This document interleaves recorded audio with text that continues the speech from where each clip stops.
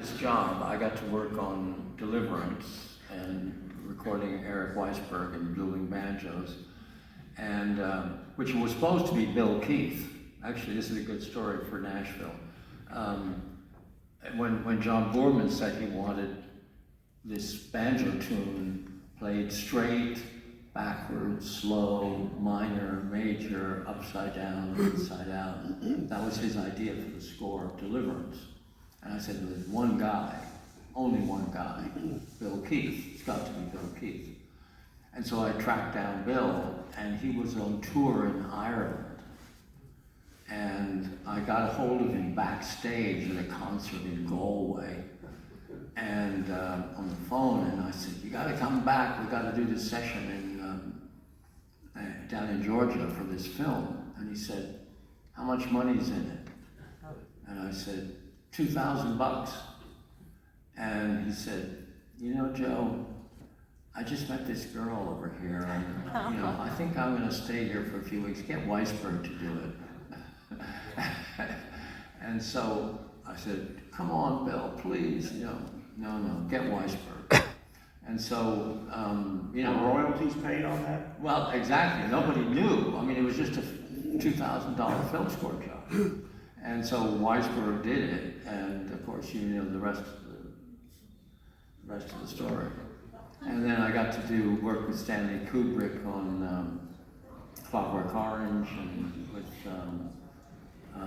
you know, electronic Beethoven and real Beethoven and all that stuff. And that wasn't really working with Stanley, that was working for Stanley. You know, he'd call you up and say, this is what I want, and you, yes sir, you know, in New York. And then we had this hit with Midnight the Oasis, so of course there had to be a second album. And on the second album, we were meeting with Maria and going through all those songs, possible songs, and she said, well, I said, what about that girl that wrote Work Song? Doesn't she have any more songs? And she said, that's a good idea, I'll call her up. So the next time we met, she had a cassette that had been sent to her from New York, and we listened, and there was a song in there called Cool River.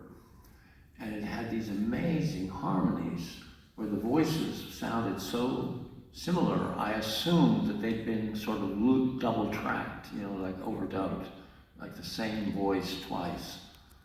And so we decided to record it, and I said, let's get, those harmonies are so great.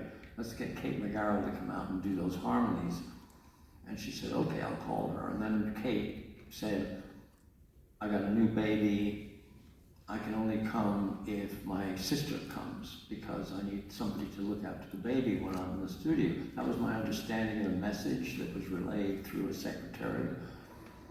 And so I said, okay, it was Warner Brothers, mid-70s, you know, and there was money just oozing out of every drawer at Warner Brothers. So sure, fly your sister out, stay at the Chateau Marmont, no problem. And then they both came to the studio, and there was a little baby, little Rufus in the basket, and when they just stood by the piano, and the two of the sisters started singing those harmonies. And I said, oh, you mean that's not an overdub, that's not Kate twice, that's Kate and Anna. And they said, oh yeah, that's Kate and Anna. And they just stood there and they opened their mouths, and I went, those harmonies just were unbelievable. And so the next day I went charging into Mo Austin's office and said, we got to do a deal for a record by these girls. And that's how we met. And you seem to work with only magical, unique, singular artists. Those are the ones you know about. Yeah, it seems, well, you work with a lot of them. And if you could talk briefly about the ones that weren't magical. In the next show. Okay. Fairport and Sandy Day. From us, but we used to get together every weekend and listen to blues records and play, you know, all this stuff. And we would sometimes go on pilgrimages to Chicago, and where we would visit the Jazz Record Mart on South Wabash. and there's a guy called Bob Kester who ran that shop. And we would thumb through the LPs, and one day there was a guy thumbing through the LPs who was about our age, and we started talking to him, and he actually turned out to be a guitar player. And so he got out his guitar and started showing off some very cool moves on the guitar, and that was Mike Bloomfield.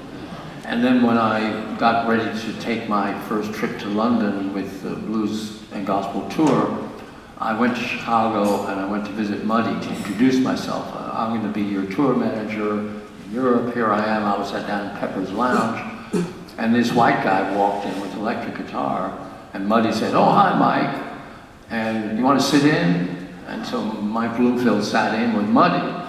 And so then a year later, I'm out in Chicago. I heard about Butterfield, and I told Paul Rothchild about Butterfield.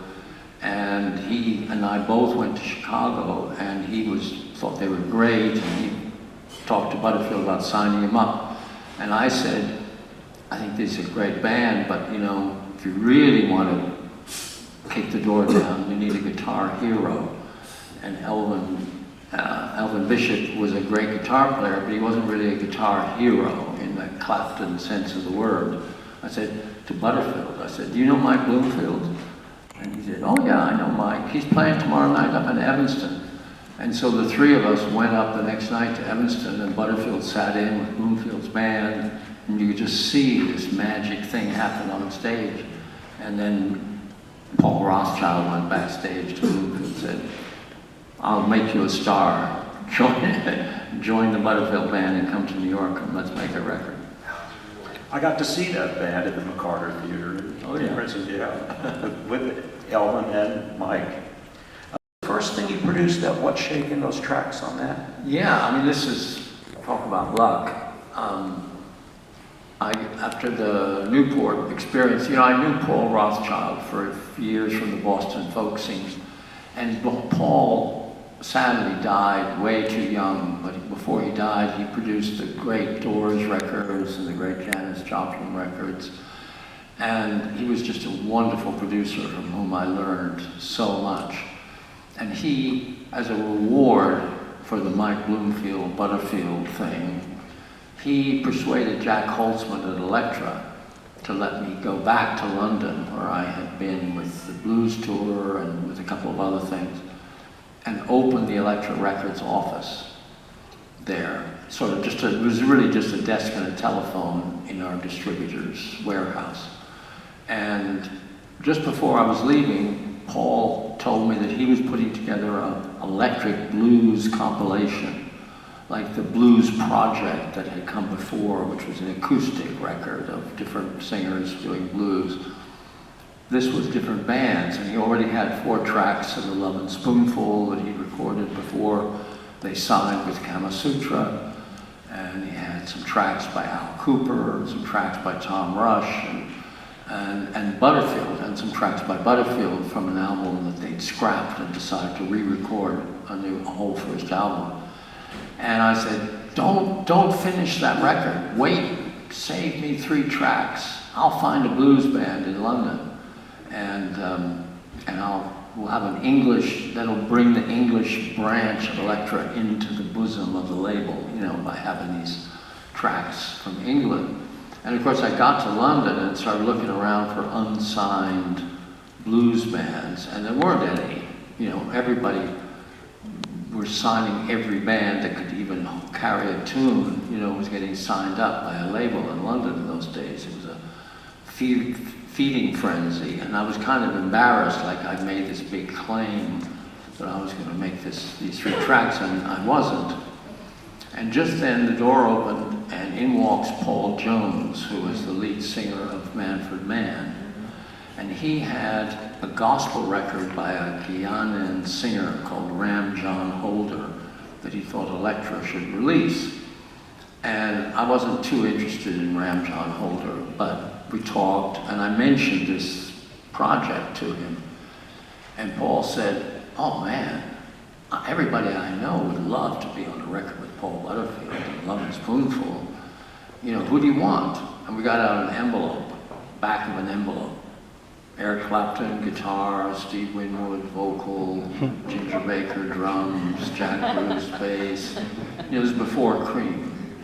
And Paul said, yeah, that's no problem. I'll give them all a call, I'll get back to you. And I thought, I don't think so. I think this, I'll never hear from him again. And 2 days later, he called me up. He said, yeah, everybody's set except for Ginger. He's way on tour somewhere. But we're going to get Pete York from the Spencer Davis group. And so my first ever session as a producer was with Eric Clapton. And we cut 3 tracks. Well,